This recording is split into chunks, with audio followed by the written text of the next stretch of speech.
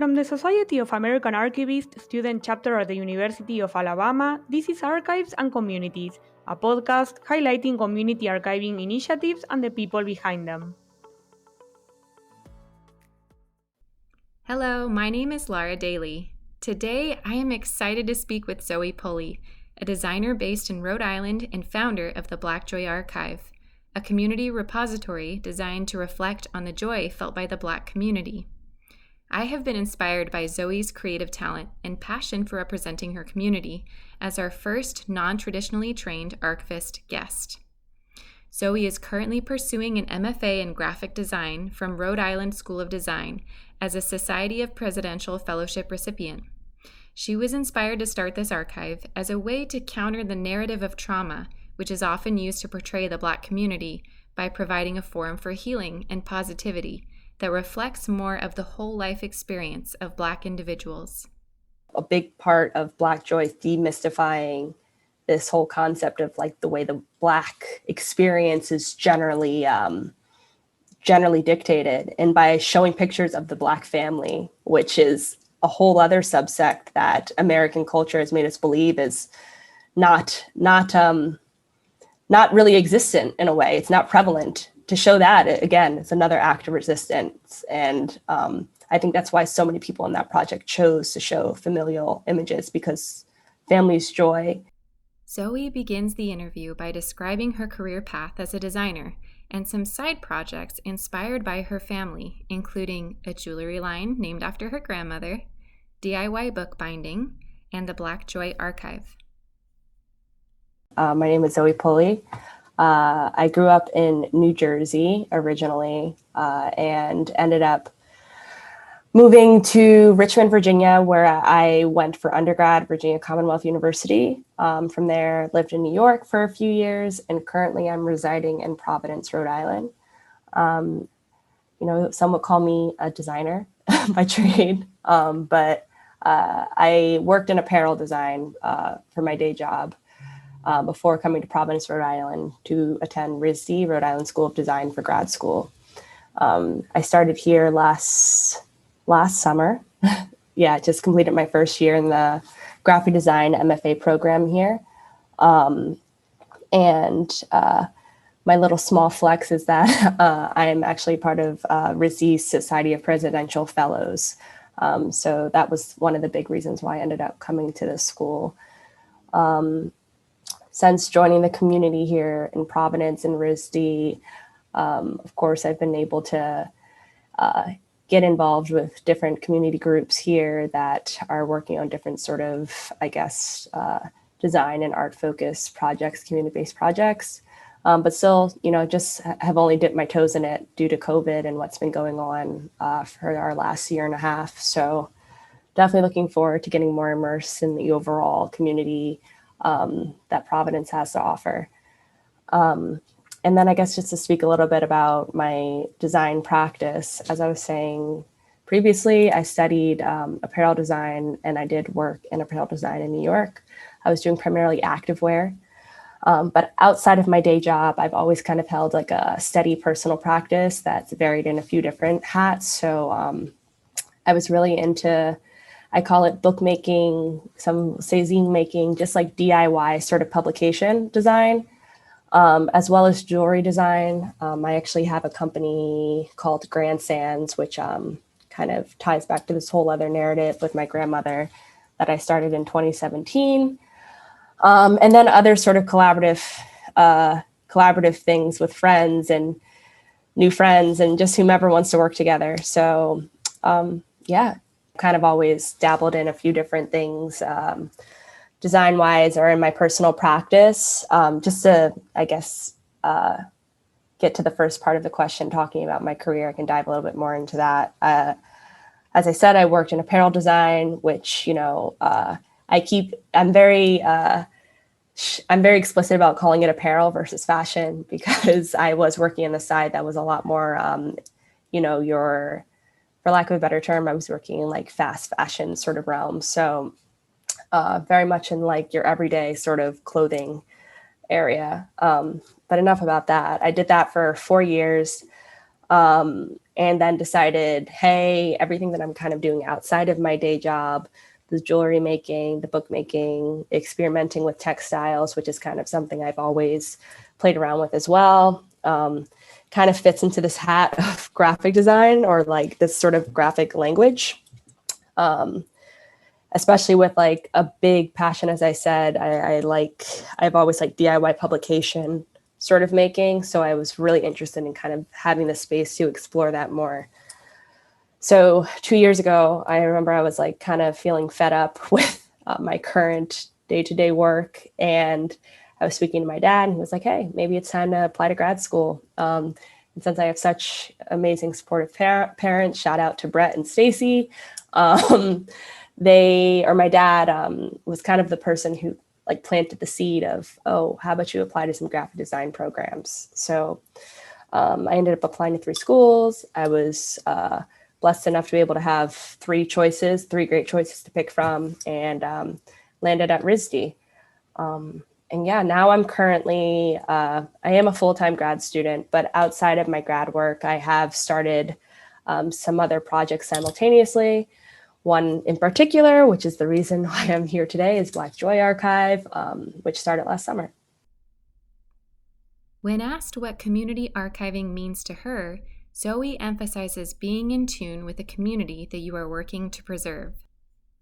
Yeah, community archiving. You know, I've never really thought of that term like collectively, but when I process it now, to me, that really just means being in tune with the people that you live with and experience a community with, right? So when it comes to community archiving, there's a responsibility, of course, that's inherent to being respectful to those people that you live with.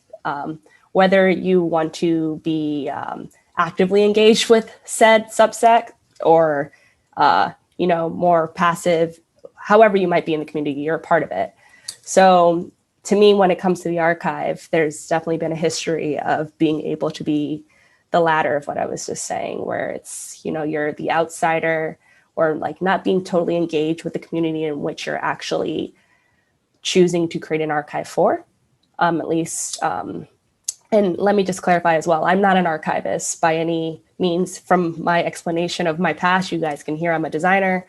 But being someone who's always just been very interested in history, and personally my familial history and archiving in that sort of sense, I just know from experiences of going into white cubes, going into museum spaces, seeing archive collections, not having access to certain archive collections for certain institutional reasons, it's easy to see the ways in which the archive can sometimes be more self-serving than community serving.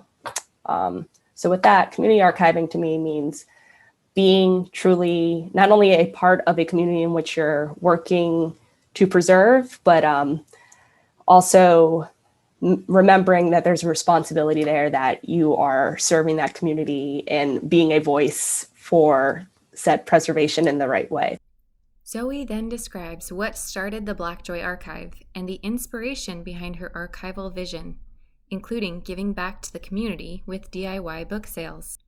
So this project, the inception came out of George Floyd's murder last year, and really just kind of like accumulation of the murders that we all saw in the beginning of 2020.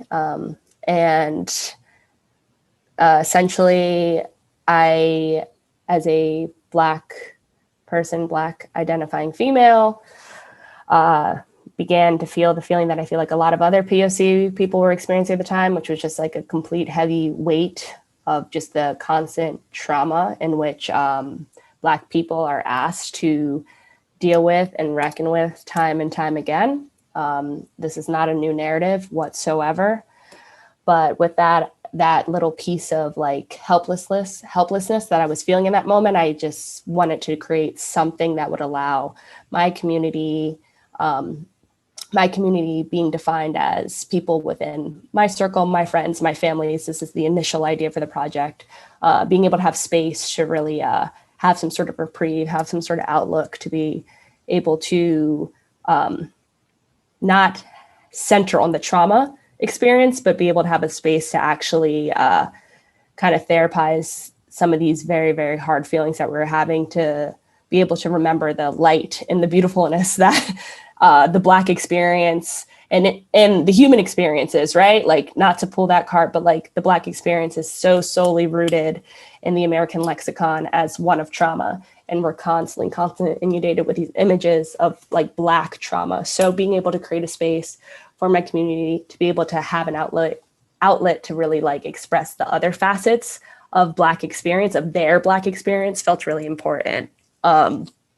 So with that, like I was saying initially, I was like, okay, family, friends, but then social media, beautiful thing. I was just like, okay, I'm going to post this on Instagram, a call for friends, family, whomever, to submit images of their Black joy being defined as whatever they want it to be. It could be, it could have as much writing attuned with the actual images that they submit as well. It was completely up to the contributor. And initially I was thinking that this would be something that mostly my friends and my family would participate in, but it ended up spreading wider outside of those circles, which was fantastic. And in the end being over the course of a month, we were able to collect, or I always speak in teams, but it is actually myself currently running the project, but I was able to collect over 500 images from, I want to say 64 contributors, 64 or 65. Apologies if I'm getting that number wrong. And all of those images were then digitally archived onto a website, blackjoyarchive.com. And that's a whole other conversation piece. I felt like having the website be a piece of this archive was very, very important in its own sort of way. But then also selected images were then included into a print book. So I ended up working with this great print shop out in Brooklyn, Secret Rizzo Club, and their team helped me print 35 200-page books, which were then hand-bound and sold. And all of the sales from the books were then donated to 3 different organizations that are working towards Black liberation efforts.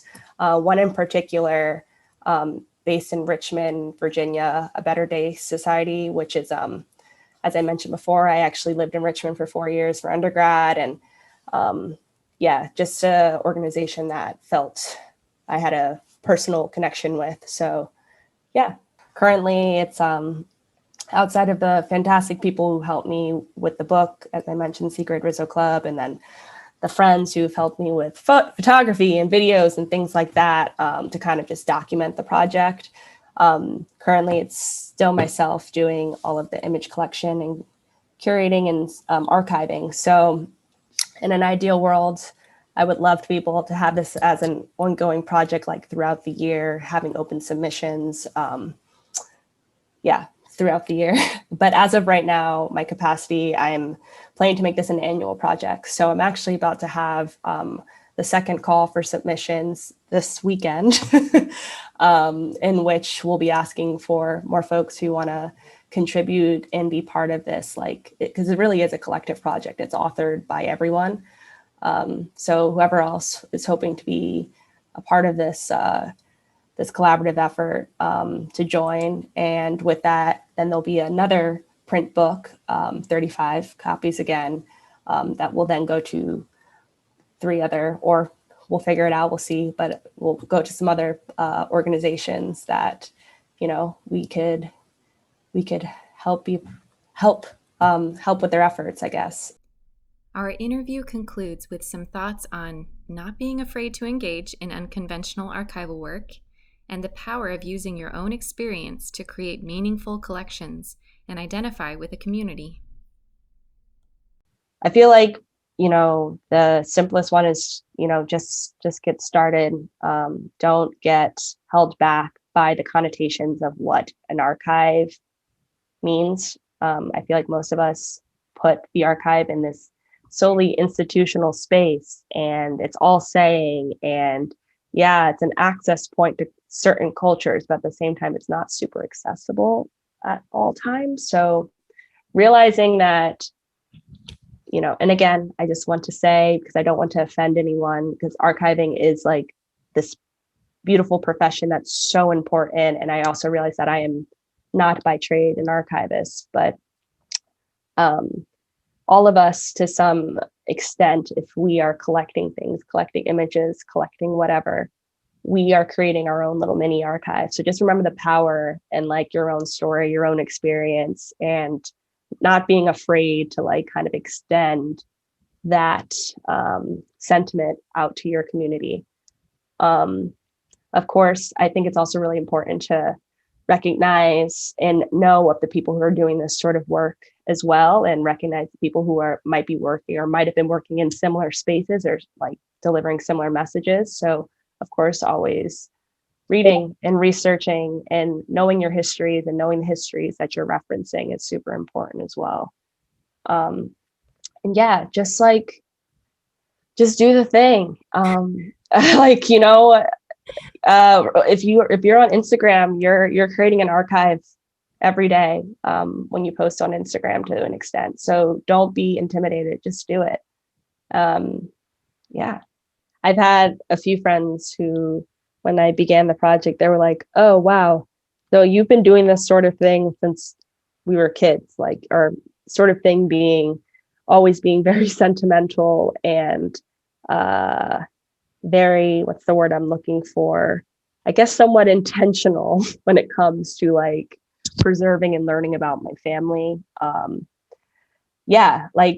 As I mentioned in one of the earlier questions, I started this jewelry line,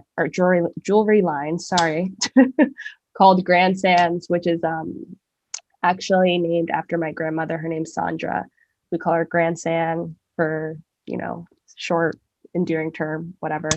But she's an artist and designer herself, and I'm very much like her in the sense that she worked in different mediums and different disciplines, but one of them was jewelry. And growing up, we would like make jewelry together, and in this interest of wanting to like continue this generational like narrative of making and being Black female makers at that, I wanted to start this jewelry line. And the jewelry line itself has featured a few different lines that directly connect to some of the work that my grandson did when she was younger, specifically like these macrame plant hangers, which she ended up making like this whole collection of them. And then I then took that and made this other collection. So with all that said, a little bit of a tangent, I've always been very much interested in not only learning my family's history, which is very much on both sides, paternal and maternal, deeply rooted in this country, but two, also figuring out ways to like push that narrative further and like continue our narrative. So now currently in grad school, that's something that I'm hoping to explore, or, just have more time to research and create work around this whole idea of like, what does a generational narrative look like? What does it mean? And all of that is going to be through the process of archiving, and some extent, or like digging through archives and figuring out a new way to kind of create work and display them. So yeah, with all that said, I'm a Cancer. It's Cancer season. I'm very sentimental. No, but I have always just had a very, very keen interest in just learning about where I'm from, and being part of a Black family in which, like I said, we've been in generationally in this country for a long time. To me, it feels like a serious act of resistance in a way that not only are we still existing and we're still here, but to like fight to preserve like our story and make space for it feels really important. I would like to thank Zoe for taking the time to meet with us and share the story behind her inspiring work. Submissions to the Black Joy Archive are welcome, and if you would like to contribute, please find the information listed below. Until next time, thanks for listening to Archives and Communities. This was an episode of Archives and Communities, the official podcast of the Society of American Archivists student chapter at the University of Alabama. Opinions expressed in this podcast are not reflective of a particular institution. Thank you for listening and join us again next time.